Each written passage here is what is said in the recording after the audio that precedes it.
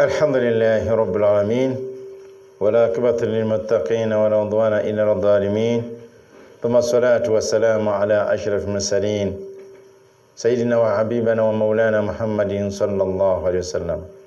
Twakomya ku kigambo ekisiraani mu nnyumba era ntwogera ekisiraani ku mukyala, twogera ekisiraani ku kidduka. Ebyo ebintu bisatu Nabbi sallallahu alaihi wasallam byayogerako nti birimu ebisiraani, naye twogereko kale tugaziyeku ku mukyala okusinga luli bwe nabadde wano nga nkunyonyera ensonga eyo. Olw'okuba nti omukyala oyo bagula mugule ne bamujja mu mbeera endala. Kati wano mu Buganda omuntu oyinza okuba weddira mamba nga bwe boogera, ate olinga gwoleese yeddira njovu.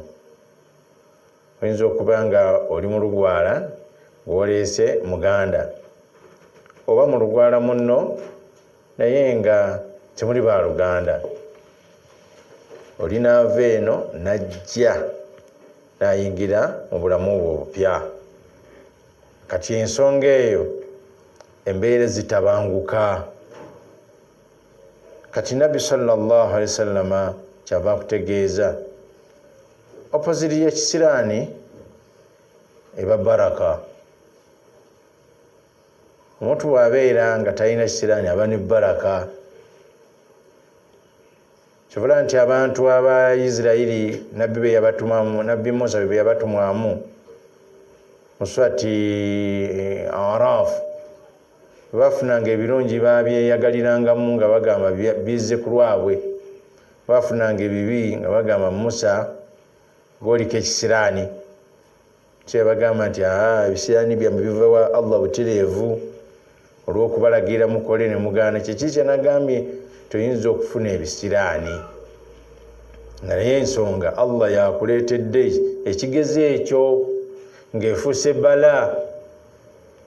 Ne wabaawo n'ebintu ebiva mu shaitaani. Kati ebintu ebyo tugenda twawule nga sinagenda wala, katwongereyo ku sitoola eno era ogiwulire. Era ekibuuzo kya nnyumba, era Sheikh Usaimin yabuuzibwa mu kitabu Majmuu Fatawatul Ulama nti shakhs sakana fi daari, omuntu yasula mu nju, fa asabatuhu al-amrad, endwadde ne zimugwira, wa kathira min al-maswaib, n'emitawaana mingi nnyo ne kijja gy'ali, mimma ja'alahu yatasha'amu, ekyamuleeta okubeera ng'agamba nti kirabika agudde mu bisiraani. Huwa ye wa ahluhu, n'abantu be, min hadhihi daari, nga bali mu nnyumba omwo. Fahal yajuzu lahu tarukuha lihadha sababu, babuuza Sheikh Usaimin, kigwana omusajja oyo ave mu nnyumba eyo? Fa ajaba, n'ayanukula, rubama yakunu baadhi almanazili, ebiseera ebimu ebifo ebimu bibeera, au baadhi marukubat, oba ebidduka ebimu ebyebagalwa ebimu bibeera, au baadhi zawjat, oba abakyala abamu babeera mashuuman nga balimu ebisiraani. Yaj'alu Allah bihikmatihi, Allah akikola yekka nga ye waaba yagadde, maa masahibatihi, wamu ne bannannyini byo, ima dharara, lusayinza obatiramu obubenje, au fawatu manfaatu, oba ne muggwamu emigaso, au nahu dhalika, oba ekirala ekifaanana bwe kityo. Wa ala hadha, ne ku lw'ensonga eyo, fala ba'asa, tewali mutawaana bibayi hadha albayt, okutunda ennyumba eyo, wa intiqaalu ila bayti gairuhu, n'agenda ku nnyumba endala. Wala alla Allah, obalyawo Allah, an yajalu khairan fima yantaqilu ilayhi, Allah n'amuwa ebirungi ebyajjulukuse n'alaga. Tubula nti omuntu bakukkiriza okusenguka okuva w'obadde n'odda awalala, nza okubeera nti Allah teyakusiimira kintu ekyo, temuwaliriza. Twala ekigambo kino buli tokkiriza ofiirwa bufiirwa abantu tukkirizeeko ku bimu tuleme kufiirwa. وقد ورد عن النبي صلى الله عليه وسلم شيخنا وبينو ناغامب أنه قال يا غامب الشؤم في الثلاث ebisiraani biri mu bintu bisatu addaari mu nju atwogere nti ekibanja oba omulimu gw'okolerako ofiisi wa mraatun nayogera ku mukyala wa farusan yani emmotoka oba epikipiki oba eggaali. فبعض مركوبات ebimu ku byebagalwa yakunu fiha shu'um bisobola okubeeramu ebisiraani. wa baadhi zawjaati abamu ku bakyala yakunu fihinna shu'um basobola okubeeramu ebisiraani. wa baadhi albuyut ezimu ku nyumba yakunu fiha shu'um bibeeramu ebisiraani. fa idha ra'a al-insani singa abalabye omuntu dhalika embeera eyo falyalam ateekeddwa okubeera nga amanyi annahu bitaqdiri llah kiri mu kugera kwa Allah azza wa jalla yawka nagulumira wa anna Allah subhanahu wa ta'ala ni Allah yawka nagulumira bihikmatihi kulw'amagezi ge nga ag'obubwe qadara dhalika agera ekyo liyantaqilu insani omuntu asobole okujjulukuka ila mahalli al-akhar wallahu alam alage mu kifo ekirala Allah yasinga okumanya. Baganda bange bampuliriza kisoboka okubeera nti Allah kigeze bwatyo naye mutegeere nti Nabi Muhammadin sallallahu alaihi wasallam yagamba ikra'u surati Baqara musome surati Baqara fa inna akhadahu baraka ojje kwatako mikisa wa taraka khasara okugireka oba okoze loosi wala yastatiwa batara teri dogoli gisobola.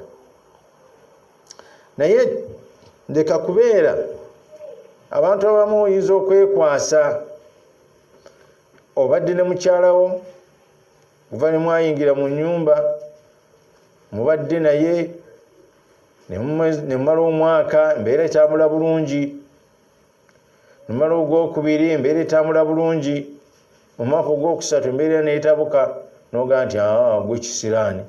Ekyo si kituufu. Otegeera otya lahdatan lutemya lwaliiso okuva lwewamuwasizza embeera entandika okutabuka kyetutegeeza. Ate ye si yaba ekisiraani wabula embeera esangiddwayo yeefuula omuntu ono nti aliko ekisiraani ye abeera muntu mulamu era osobola okwawukana naye ate ye nafuna omusajja omulala ate ne babeera bulungi. Kyava akugamba nti bihikmatihi olw'amagezi ga Allah ye nga bwakyagadde asobola otakwagaliza kino ate nakwagaliza kiri. Naye twagala akantu kano tukategereke bulungi. Hadith shu'um wa nahyi an tasha'um, hadisi ziri bbiri. Waliwo hadisi y'ekisiraani ekitwogeddeko, ekisiraani biri mu bintu bisatu. Ne wabawo ne hadisi nabbi nga aziyiza okweraguza, aziyiza okwesiraanya. Era leero twasomye ku Uthaymin ndowooza gwe nalabye nga yajjayo ekintu kyange kijinja okusomesa obulungi. Yabuzibwa era nate kaifa nuwafiku baina hadith, twegatte tutya wakati wa hadisi nahaya nabii sallallahu alaihi wasallam nabii gye yazizaamu an tasha'um okulema okweraguza oba okwesiraanya. Era twegatte tutya wa qawluhu n'ekigambo ki sallallahu alaihi wasallam bingene mbeeko ye ashu'umu fi thalathi.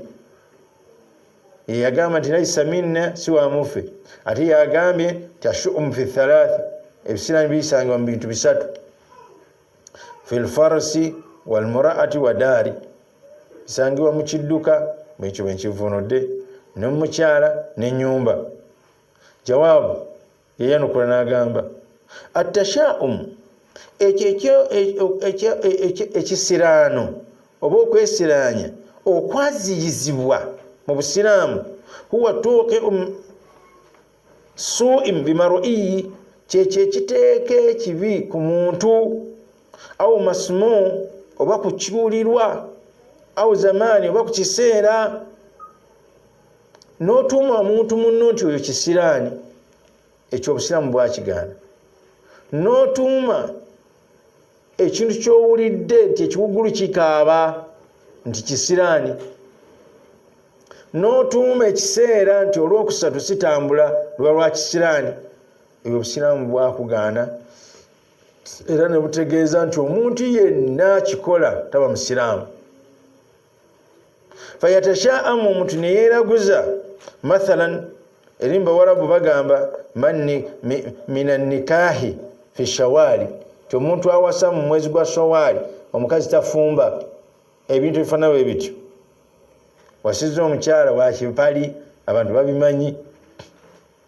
Kama yafalu ahlu jahiliya, nga abasiru bye baakolanga ku mulembe nga nabbi tannaba kutumibwa, mulembe ogwo bayita jahiliya. Au yasmau sawta, oba omuntu n'awulira eddoboozi, yakunu fihi mukhalifatan lima yuridu fayatashaam, ne gwawuka ekidoboozi ne lyawukana ku ekyo kyayagala, kuba abantu bagala kuwulira kiwuugulu nga kikaaba, naga nti ekiwuugulu ekyo kisera, namunyenye kyabika n'ebira bifaanana bityo. Ekitegeeza kyokoze shiriki era kigobya mu busiraamu. Au tayru yatir au yara tayran yatirun jihati yasari, edda abantu balabanga emmese emmende, emmese yebamu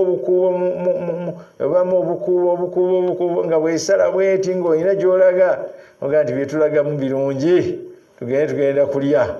Okiraba amalusu gakuyiise, tenaalya ennyama, nobeera ng'oyasama buli kaseera era noga nti olina kulya ennyama, engalo zikusiiwa, ojja kufuna sente, noba olina obuwere era ng'olofuna sente, waloose bbi amazi ti era ojja kufuna sente.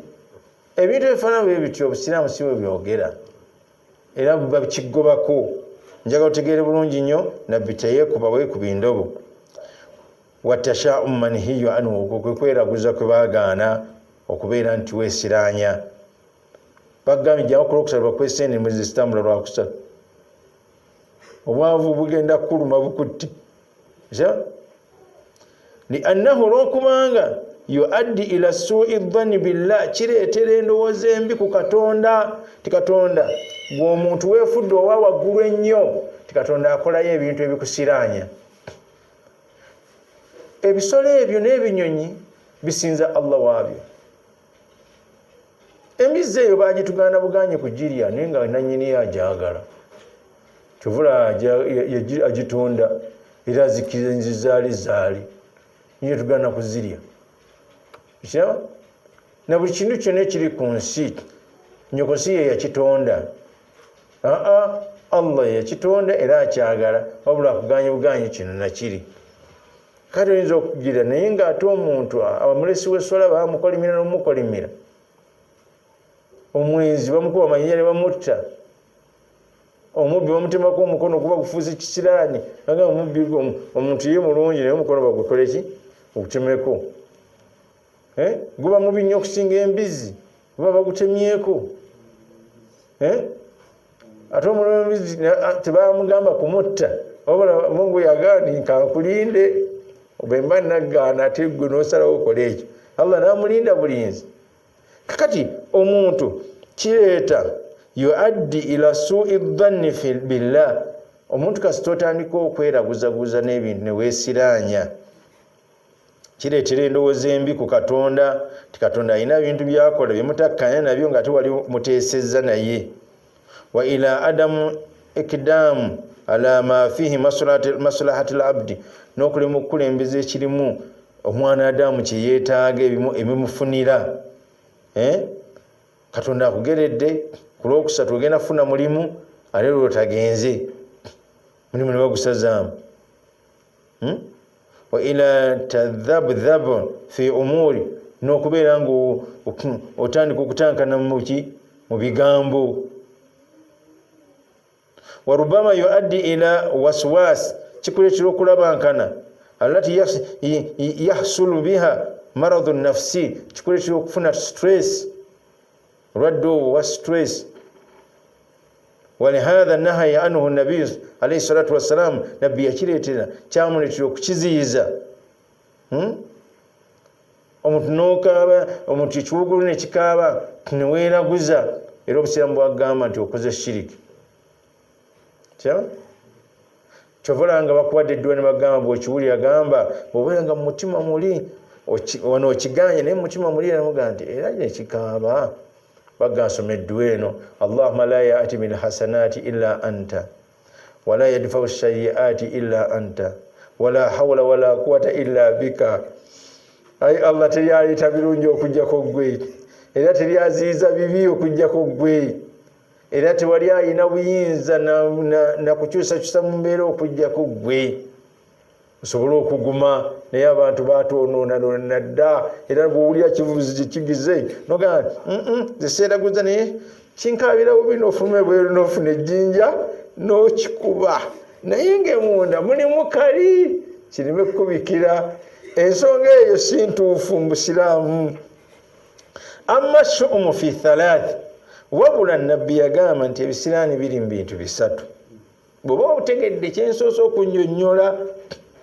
fil farusi tujjamu enfaraasi eŋŋamiya kubya byonna tubyebagala emmotoka empikipiki n'eggaali akiraba wa muraatun n'omukyala twayogedde sobola okuleeta omukozi awaka embeera yonna neyonooneka abantu abamu bajja n'ebikolimo ekikolimo wajja nakyo nga kyamukwata ate nekifuuka ekisiraani kuggwa ate gwakolera tujja kulaba ekikolimo bwe kifaanana inshaallah kiraba naye embeera ezo tuzaawule sobole okutegeera omuntu lumu mukwano gwange omu yagenda n'afuna omukozi oyo ng'amukolera bulungi kati waliwo abantu abapasula abakozi babannaabwe yono yali tamuyinaako mutawana ng'asula mu boys quarter ng'amukolera emirimu kati oli n'amupasula lwamupasula bali ku kyalo kyekimu n'anoonya omukozi we nga tamulaba naye ono omulala eyapasula yayina omukuumi nga mugagga okusinga kwoli kati wayita ennaku nga 3 omukuumi n'amukubira essimu n'amugamba waayo omukozi gwe waleese omumanyi bulungi nti asera ayonsa ebisenge abeera bukunya kati amadiisa galeke ng'ogaggudde bwekukubira essimu ng'atuuse ku kisenge ekyo ojja mmulaba yagira ng'amukubira essimu ng'amulingiza oli nga omukazi yeekeja kati oli enkeera yamugamba nti waayo omukozi woogwo wali oyina yali tayogedde naye olw'okuba nti yafuna ekizibu n'ayogera namukazi munange bamundeetera nga baga nti wamukoowa naye omukozi nawe wabadde asera nti simuyinaako mutawaana kati osobola okuleeta omukozi ng'ayina ebizibu bye naye tumuzingira ku mukyala nga bwe tuba tukyogedde n'omukyala osobola omuleeta ng'ayina ebizibu bye omusajja olw'okuba ni ye tafumbirwa w'abakazi yaleeta obuleese ekintu for example omuntu oleese oyinza okugula essimu kangereze ku ssimu otegere mangu ogiguze bagiguziza n'ogituusa mu nju neefuuka ekisiraani abagiguziza baagibbirako oba okitegedde ne batta n'omuntu gavumenti nejjanga egirondoola paka okukwata eyo gwagiguze goba watta abantu bali owulira era bakwala bakusiba emaali yonna neekuggwako essimu eba ya kisiraani kitegeeza n'omukyalo ono bw'abanga ewaayo baali basamira nga gwe tosamira kati omuwasizza yagenda okufumbirwa nga tayeze mu kiggwa amajini ne gamulumba gonna gamubeerako naga nti olimala kukyeramu netuyoka tukutozaale tafuse wa kisiraani njagala ogula obwongo kitegeere kiraba naye singa nabo baali bawasa ne batwala omusajja n'omusajja ewammwe bye baali baggetageta bw'otuuka omukyala ng'akuwasiza ekitaliyo mu busiraamu osobola okubeera ow'ekiki ow'ekisiraani ndowooza kitegeerekise ashuumu fi thalath ebisiraani biri mu bintu bisatu obusiraamu bwe buto bwe bukugamba ne tugamba fahadha warada alhadith fihi ala wajhain hadisi eyo erimu ebintu bibiri wajhu ula ensonga esooka obwina asooka innama shu'umu fi thalath siramu bukulaga tebisiraani biri mu bintu bisatu wajhu akhar ensonga eyokubiri in kana shu'umu fi shay'i fa fi thalath bwabeerawo ekisiraani mu kintu kyonna kirina kusangibwa mu bintu bisatu wa muradu rasulillahi alayhi salatu wassalam anna nafsi hadhihi ashiya'i ekyagendera ku nabbi muhammad sallallahu alaihi wasallam ti ebintu ebyo byennyini kadi yakuna fiha shu'umu bitera okubeeramu ebisiraani famathalan kadi yaskunu insana dara muntu asobola okusula mu nyumba wayadhiku sadrihi ekifuba nitandika okumuluma wayakla nabeera nga agugumuka yataallamu naalumwa min hini yadkhuluha nga lwagiyingira asanga obuzibu aw yashtara marukubu oba naagula ekyebagalwa wayakuna fihi hawadithin kathira nekibaamu ensonga nyingi kitomera bakibisa kifa kikubya yingini kiganga buli sente zonna gyofuna gyononeka min hini ishtara okuva lwakigula mathala hadhi sayara ng'emmotoka fayatashaam minha wayabiuha noga nti sijja kusobola mmotoka kummalako sente nogitunda ate mwana wattu agiguze nagitimamu sigiri esigiri nezimufunira ekiraba teweesiba ku kintu ekirala imraatun omukyala kadhalika kadi yatazawaju imraatu osobola okuwasa omukyala watakunu salitatun lisani ayinza okuba nga yomba nga akolima buli kaseera akolima si mumativu badhian tahzinuhu kathiran wataklaqahu kathira akona kuwaza ayogera bingi nga tayina biri byetosoosa okwogera nti bya shiriki naye okukolima kwe obutasiima bwe obutaba musanyufu buli kimu akulowoleza kibi omukazi oyo aba afuuse wa kisiraani n'oyagala oddeyo eka nga amaze kwebaka ensonga eyo era obusiramu bukugamba ti buli nnaku ajja kubeera akolima emali ijja kukuggwako فهذا هو الشؤم الذي يذكر في هذه الأمور الثلاثة إسلاني بابي وقيل من سونجيز الساتو التي ذكرها النبي صلى الله عليه وسلم وليس هو شؤم منهي يشبه وشوغيل تشبه إسلاني تيازيزوا أنا وكجو الذي ليس له أصل يجتينا سبكو والذي يوجب الإنسان ما ذكرناهم من المفاسد ekikwala ku muntu ekikala ku muntu bwe bitwogeddeko kubireeta obwononefu mu nsi naye abantu bano wammanga bo tebayinza kuggwako nnaku erina okubaluma paka lwe balifwa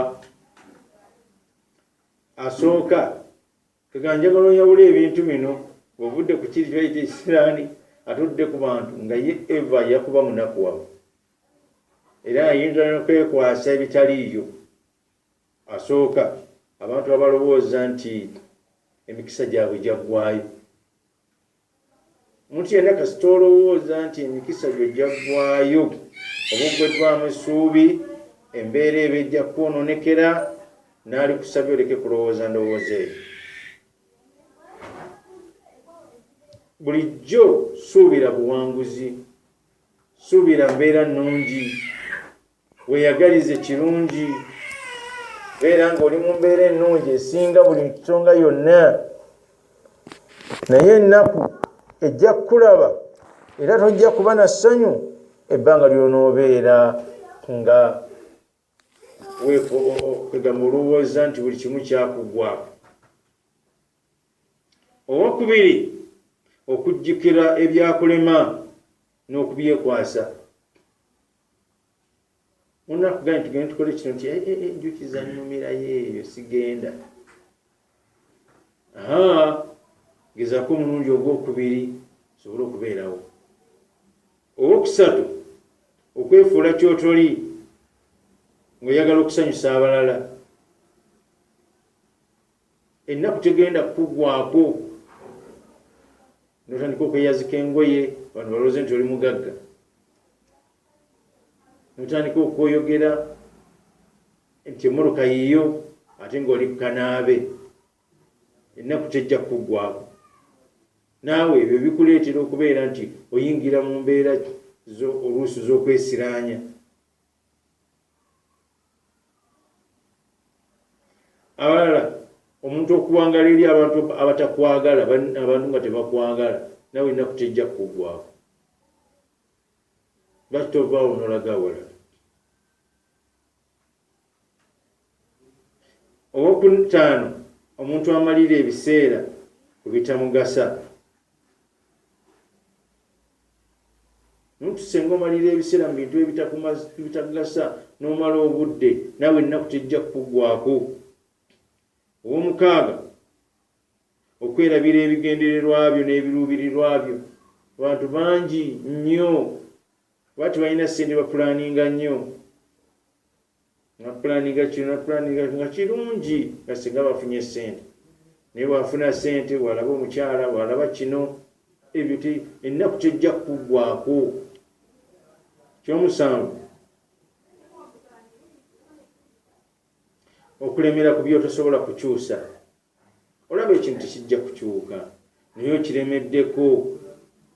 Mutunulire ku balemera ku byobufuzi, ennaku bwe balabye bamu bayingidde amakomera, abalala bavudde. Abafuzi Allah yabateekako era yabajjako. Ekirala ekyomunaana, okusaddaakira essanyu lyo eri abalala n'obeera ng'omusubbaawa. Omuntu osaddaakira essanyu lyo eri abalala, omusubbaawa ogwo ogulaba kintu ekisinga obusiru mu nsi. Oli bw'atuuka ng'agenda ng'agugula, ng'afuna ekibiki ng'akoleeza, ng'agwokyako eno ng'aguteekawo, nga gubeerawo nga gwaka, bw'aba kulya ng'alya nga guggwerera, nga guggwerera. Bwe kuba kusoma bitabo bimugasa ng'asoma nga guggwerera, nga guggwerera. Bwe guggwako kyokka guggwerera, guyidde gulumwa ne gumumulisa. Oguggwako ng'akwata bunnaagwo ng'akoleezaako, ng'ateekawo, nga guno ogubaddewo agukwata ng'agusuula. Nga akola bw'atyo ebisubbaawa misiru kyekifaanana ggwe. Oli awo buli agenda okuwasa gwewerekera, oli awo ogundi obadde okola nsirina nemugenda atemyako ne munne kyoyo mulungi nnyo akuwerekera butalina buzibu. Ja mukazi wo ng'asiba enjala. Mu Uganda mulimu abantu ab'ebitiibwa nga baagala baba batambudde babawerekereko konvoyi namba, ate mwemuteekamu n'amafuta. La hawla wala quwwata illa billah. Abo nsanga nga bayise ekiraba, ate bwomumala mumubawa ssente nebeera ng'ettaala y'omukono. Ettaala y'omukono eyo kintu ekirina amagezi amangi ennyo, bino ebigambo njagala bikugasa. Bw'oba oyagala ogikoleeza ng'ekugamba mukama wange kebeerako mu ttanka mulimu amafuta, ng'ogenda ku sheero ng'ogulayo amafuta ng'ogaliwamu, ng'ekugamba ekirabuli kikugasa ekiba kizigimedde sijja kwaka bulungi, ng'ogisiimuula. Omala ogisiimuula ng'ega nti olulimi olukomba amafuta luyinza okuba lumpi, nteekamu lupya, nga nolugenda olugula ng'oliteekamu ng'ega nti kale nkoleeza. okikoleeza nga nsaanikira bulungi. On your marks, get set. Kola ebibyo nga bwenywa amafuta gano nga bwenkumulisiza bwe gaggwamu nja kuzikira. Kanna bw'olina okubeera mu nsi bw'oba oli ayagala kukozesa akusasule ojja ng'oyambye muyambe ate n'okuyamba kuliko ekkomo oleme kubeera ng'ennaku ekuluma. Ekiseera eky'omwenda 2010 okulimba. Omuntu yenna alimba tajja kuggwako ssanyu, tajja kubeera na ssanyu. Olwolimba abanno ne bakumanya batandika okudduka osobola okubeera nga tokyalina mikwano. N'ekisembayo amabanja agateetaagisa. Omuntu bw'abeera n'amabanja wali tambuza ebigere olinyawo pikipiki wali kulya essimu gagamba ennaku eba ekulabye. Wa sallallahu ala sayyidina Muhammad wa alihi wa sahbihi wa sallam walhamdulillahi rabbil alamin. Assalamu alaikum.